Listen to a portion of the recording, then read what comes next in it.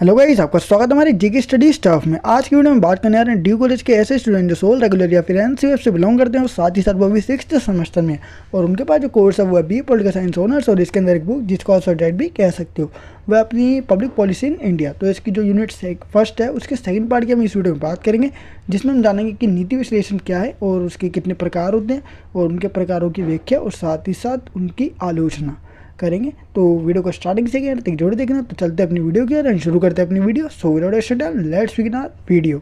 तो भाई इससे पहले जो यूनिट फर्स्ट का फर्स्ट पार्ट है वो मैं ऑलरेडी कंप्लीट कर चुका हूँ, जिसमें हमने नीति क्या है, नीति विश्लेषण क्या होता है और साथ ही साथ नीति जो है लोक नीति में कैसे बदल जाती है उसके बारे में मैंने कुछ इन्फॉर्मेशन जो थी, बेसिक इन्फॉर्मेशन वो मैंने बताई थी।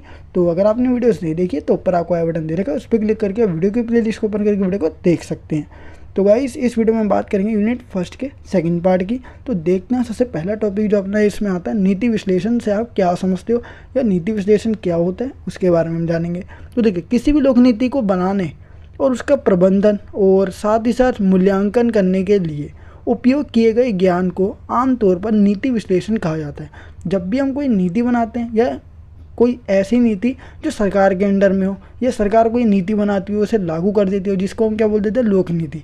तो जब भी हम उसको बनाते हैं तो उससे पहले अगर हम उसकी जांच पड़ताल करते हैं ना, एनालाइज करते हैं उसे, तो उसको हम क्या बोलते हैं, नीति विश्लेषण। नीति विश्लेषण इसलिए किया जाता है ताकि जो भी नीति बनाई गई है या लोक नीति बनाई गई है, अगर वो लोक नीति कब कहलाएगी, कोई नीति जो लोक नीति कहलाती है।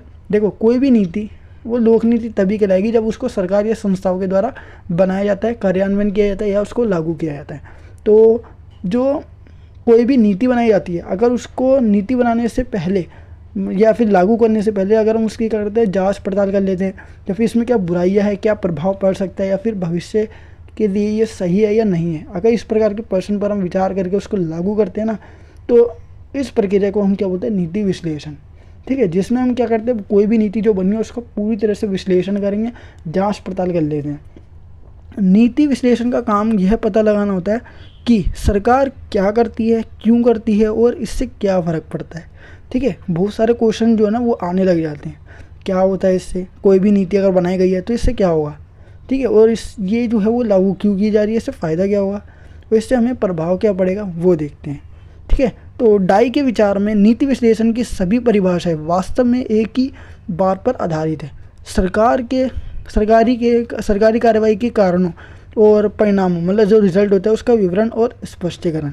नीति विश्लेषण एक विशेषता, ठीक है, विशेषता या फिर विशेष या प्रक्रिया है जिसका प्रयोग नीतियों, कार्यक्रमों, योजनाओं और नीतियों को समझने और मूल्यांकन करने के लिए किया जाता है। तो नीति विश्लेषण का मतलब वही होता है कि कोई भी नीति जब बनाई जाती है तो उसकी प्रक्रिया का हम क्या करते हैं, सबसे पहले कार्यक्रम, योजना जो भी है या फिर निर्देश है उसको समझने का प्रयास करते हैं या दूसरा मूल्यांकन करने की कोशिश करते हैं। ठीक है, ये नीतियों के लक्ष्यों, प्रभावों, प्रभावितों के बारे में संग्रहित जानकारी, जितनी भी जानकारी कलेक्ट की गई होती है तथा तथ्यों जो भी उससे रिलेटेड पॉइंट्स होते हैं उनका विश्लेषण करता है। नीति विश्लेषण में विभिन्न तकनीकों, उपकरणों और मॉडलों का उपयोग किया जाता है। तो नीति विश्लेषण के बारे में जो है बेसिक इन्फॉर्मेशन इतनी थी कि नीति विश्लेषण कोई भी नीति बनाई जाती है या लोक नीति जिसको कानून के तौर पे या फिर वैधता प्रदान की जाती है राज्य के या सरकार के द्वारा, ठीक है, उसके हम क्या करते हैं, जांच पड़ताल करते हैं कि ये नीति जो है सरकार या कोई भी संस्था जो है वो बना क्यों रही है, इससे क्या फ़र्क पड़ेगा, इसके बारे में हम जान सकते हैं। अब देखते हैं नीति विश्लेषण कितने प्रकार के होते हैं। तो नीति विश्लेषण के 2 प्रकार होते हैं। पहला, मौजूदा नीति का विश्लेषण। ठीक है, मौजूदा नीति का विश्लेषण देखते हैं क्या बताएगा। ये नीतियों और उनके विकास की व्याख्या करने की कोशिश करती है। दूसरा, नई नीति का विश्लेषण। कोई भी नई नीति बनाई जाती है उसका विश्लेषण या जांच पड़ताल करना। ये नीतियों और प्रस्तावों को तैयार करने में शामिल है। उदाहरण के लिए सामाजिक कल्याण में सुधार करना, ये क्या हो गया, अपना नई नीति का विश्लेषण हो गया। देखो अब इसकी आलोचना किस बेस पर की गई है। तो नीति विश्लेषण में राजनीति का कोई भी विकल्प नहीं है। अब वो क्यों नहीं है वो देखो, क्योंकि ज़्यादातर नीतियाँ जो होती है विश्लेषण में, जो मंत्री होते हैं ना, जो नीति विश्लेषण में जो मंत्री होते हैं, ठीक है, वो क्या करते हैं, अपने स्वार्थ की पूर्ति के लिए नीति का निर्माण करते हैं। देखो बहुत सारे जो लोग हैं ना, खासकर मंत्री की बात करेंगे क्योंकि ये पब्लिक पॉलिसी इन इंडिया जो है वो सरकार से रिलेटेड है, लोक नीति से रिलेटेड है। तो खासकर जो मंत्री होते हैं ना, बड़े बड़े मंत्री, वो क्या करते हैं, कोई भी नीति बनाएंगे अपने स्वार्थ की पूर्ति के लिए बनाते हैं ज़्यादातर। ठीक है, मेजोरिटी अगर हम देंगे, इसलिए नीति विश्लेषण करते समय किसी प्रकार का कोई भी नकारात्मक प्रभाव हमें नीति में नहीं दिखाई देता। ठीक है, मतलब जो भी, जैसे मान के चलो मैं बता देता हूँ कि मंत्री क्या करते हैं, नीति का विश्लेषण करते हैं। ठीक है, मान के चलो कोई भी मंत्री है, वो सबसे पहले क्या करेगा, नीति बना देता है, फिर लागू भी कर देता है। अब नीति विश्लेषण की बात करें, नीति विश्लेषण का मतलब क्या है कि कोई भी नीति बनाने से पहले या लागू करने से पहले हम क्या करते हैं, उसकी जांच पड़ताल करते हैं कि ये इससे फ़ायदा क्या होगा, या फिर एक तरीके से डिबेट, उस पर हम बहुत सारे क्वेश्चन तैयार कर लेते हैं कि ये जो नीति है इससे समाज या जनता को क्या फ़ायदा होगा। ठीक है, और ये नीति हमें क्यों लागू करनी चाहिए, इससे क्या फ़र्क पड़ सकता है समाज में। ठीक है, तो इस तरह के क्वेश्चन जो तैयार होते हैं, तो मंत्री क्या करता है, नीति विश्लेषण की प्रक्रिया में भागीदारी होता है, और साथ ही साथ ना वो किसी प्रकार के नकारात्मक प्रभाव अगर देखता भी है ना तो उसको अनदेखा कर देते हैं। तो वही इसमें फर्स्ट पॉइंट बताया गया, इसलिए नीति विश्लेषण की बुराई की जाती है। तो देखो, नीति विश्लेषण में राजनीति का कोई भी विकल्प नहीं होता, क्योंकि राजनीति में मंत्री आते हैं और मंत्री क्या करते हैं, नीति विश्लेषण की प्रक्रिया खुद कर लेते हैं, और अधिकारी जो अगर नीति विश्लेषण करने की कोशिश भी करता है उसको नकार देते हैं। ठीक है, अपने स्वार्थ की पूर्ति करने के लिए क्या करते हैं, मंत्री नीति का निर्माण करते हैं।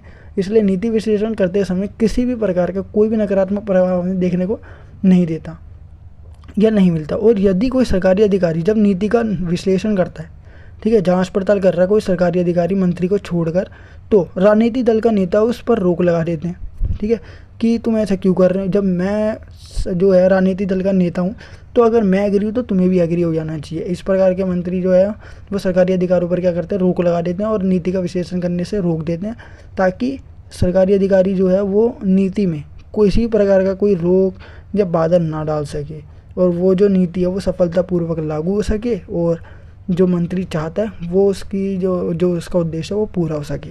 तो इस प्रकार नीति विश्लेषण से ना कई बार क्या हो सकता है, स्वार्थ की भावना भी जग सकती है। ठीक है, क्योंकि जो है मंत्री के हाथों में शक्ति होती है, क्योंकि राजनीतिक दल का नेता उसी प्रकार की नीति, ठीक है, जो है बनाता है जो नीति विश्लेषण करने से पहले थी। ठीक है, वो उसी प्रकार की नीति चाहता है जो नीति विश्लेषण करने से पहले थी। वह नीति में किसी प्रकार का कोई बदलाव करने की अनुमति सरकारी अधिकारी को नहीं देता। ठीक है, दूसरा जो पॉइंट है वो आता है नीति कार्यान्वयन में कमजोर भागीदारी। देखो, नीति कार्यान्वयन में क्या होता है, कमजोर भागीदारी का मतलब ये है कि कोई भी नीति बना तो लेते हैं, लेकिन क्या होता है उसे लागू करने में बहुत ज़्यादा समय लग जाता है। नीति पर काम तो कर लिया जाता है, लेकिन उसको लागू करने में क्या करते हैं, बहुत ज़्यादा, कार्यान्वयन मतलब होता है लागू करना। ठीक है, उसमें बहुत ज़्यादा ढील दी जाती है। अधिकारी क्या करते हैं, उसको लागू बहुत देर में करते हैं, जिससे उसकी जो इम्पोर्टेंस है ना, ठीक है, वो क्या हो जाती है, ख़त्म हो जाती है। कोई भी नीति है, मान के चलो सरकार को क्या करनी है, नीति बनानी है, या कोई भी संस्था जो है नीति बनाती है, क्योंकि इस प्रकार की जो है मतलब व्यवस्था हो या परिस्थिति हो चुकी है जिससे ना किसी नीति की ज़रूरत पड़ती है। मान के चलो कि जून का महीना है, ठीक है, मान के चलो जून का महीना है, तो जून के लिए ना, या जून से लेकर दिसंबर तक के लिए उसे पॉलिसी बनानी है, ठीक है, सरकार को, कि जून में बहुत ज़्यादा प्रॉब्लम आ रही है, तो उसको सॉल्व करने के लिए सरकार क्या करती है, उस उद्देश्य से क्या बनती है, नीति बनाती है। लेकिन उस नीति को वो ना जून से लेकर दिसंबर तक लागू ही नहीं करती, वो अगले साल लागू करती है, जनवरी में लागू करती है। तो इससे क्या होगा, इंपॉर्टेंस खत्म हो जाएगी, क्योंकि उस नीति की ज़रूरत हमें कब थी, जून से लेकर दिसंबर तक, लेकिन जनवरी में लागू करे तो उसकी इंपॉर्टेंस नहीं बची। तो इस प्रकार नीति कार्यान्वयन में कमज़ोर भागीदारी। कभी कभी नीति को बनाने में के बाद उसको लागू करने में बहुत ज़्यादा समय लग जाता है। नीति का जो निर्माता है, या फिर नीति का निर्माता या नीति निर्माण करने वाला व्यक्ति नीति को बना तो देता है, परंतु अधिकारी उसे लागू करने में बहुत ज़्यादा समय ले लेते हैं, जिसका रणनीति की क्रियान्वयन में क्या होता है, जिसका नीति के क्रियान्वयन में कमज़ोर भागीदारी रहती है, और उस नीति का लाभ लोगों को प्राप्त नहीं हो पाता, क्योंकि उसका लाभ तभी प्राप्त होगा जब उसका समय था जून से लेकर दिसंबर तक, लेकिन वो नहीं मिल पाया, क्योंकि वो जो नीति वो कब लागू की गई, जनवरी में, जिससे उसकी इंपॉर्टेंस भी खत्म, लोगों को बेनिफिट भी नहीं हुआ, और वो नीति जो लागू की गई है वो बेवजह की गई है। ठीक है, तीसरा पॉइंट जो आता है, नीति का भविष्य में नकारात्मक प्रभाव छोड़ना। नीति क्या होती है, जैसे कि मान के चलो सरकार ने क्या करा, या कोई भी व्यक्ति सरकारी अधिकारी कोई नीति बनाता है, ठीक है, उसने क्या करा, नीति का निर्माण तो कर दिया, उसको वो जब लागू करता है, जब बना देता है, तो उसको एक प्रकार की जो चिंता है ना वो सताती है कि अगर मैं इसको लागू कर देता हूँ तो हो सकता है इससे नकारात्मक प्रभाव पड़े। ठीक है, क्योंकि नीति का निर्माण करने समय ना कुछ, अगर मान के चलो कोई भी व्यक्ति नीति का निर्माण करता है, ठीक है, और वो कुछ पहलुओं को नकार देता है, तो इससे ना क्या हो सकता है कि भविष्य में उसके नकारात्मक प्रभाव हमें देखने को मिल सकते हैं। तो कभी कभी नीति निर्माता नीति का निर्माण करते समय कुछ पहलुओं को क्या करता है, इग्नोर मार देता है या नकार देते हैं।